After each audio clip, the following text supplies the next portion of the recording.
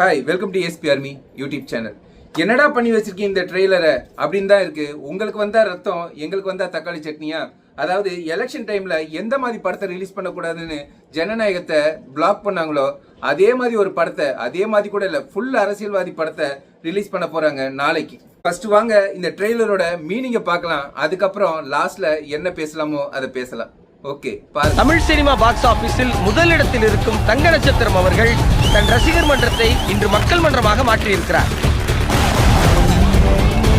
Okay, particular சீக்வன்ஸ்க்கு என்ன meaning தெரியுமா? நம்ம தளபதி சினிமா துறையை விட்டு மக்கள் இயக்கத்தை டிவிகேவை அனௌன்ஸ் பண்ணார்ல, அதை தான் இதுல காமிச்சாங்க.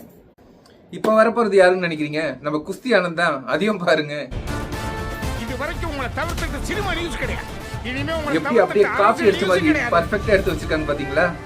இப்ப வரப்போற கிளிப் எதை பத்தி தெரியுமா? டிவிகே பத்தியும் தளபதி பத்தியும் எல்லா கட்சிகளும் எவ்வளவு மோசமா பேசுறாங்கன்றத தான் காமிக்க போறாங்க. எல்லா கட்சியும் உங்களுக்கு தெரியும்ல, பாருங்க. இவனுங்களுக்கெல்லாம் மனசாட்சியே கிடையாது. அப்படியே பச்சையா எடுத்து வச்சிருக்காங்க. என்ன இருக்கோ அது.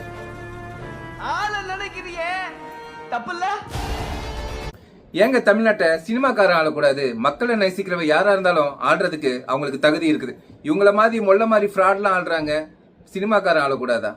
இப்ப காமிக்க போறது நம்ம தளபதியை தான். அதையும் பாருங்க. அவரை நினைச்சு பார்த்தா யாரா இருந்தாலும் செம்மையா தானே இருக்காங்க. உள்ள உட்கார்ந்து இருக்கிறது யார் தெரியுமா? யாரியா?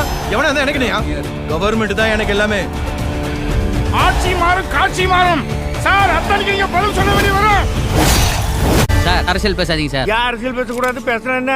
யார் நடிகர்களுக்கு அரசியல் தெரியாதா? சினிமாக்காரங்கன்னா அரசியல் பேசக்கூடாதா? அவங்க தமிழ்நாட்டுல ஒருத்தர் கிடையாதா? யாரா இருந்தாலும் அவங்களுக்கு உரிமை இருக்குது.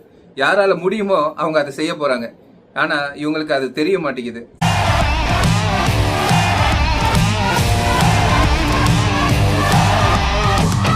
எம்ஜிஆர்லாம் கட்சி ஆரம்பிச்சோம், எப்படி சார் சிஎம் ஆனாரு?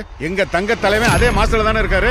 கண்டிப்பா. யார் இல்லைன்னு சொன்னா? யாராலையாவது இல்லைன்னு சொல்ல முடியுமா? அப்படியே தளபதி பண்ற மாதிரியே சேம் டிட்டோவா செய்ய வச்சிருக்காங்க பாருங்க. அதே மாதிரி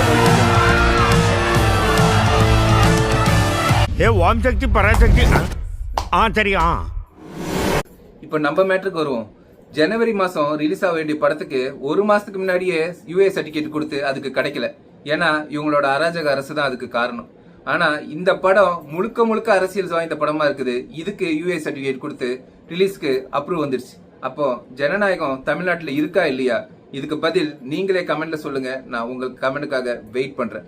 See you, bye bye from ASP Army YouTube channel. Next வீடியோல கண்டிப்பா பார்ப்போம். உங்களில் ஒருவன்.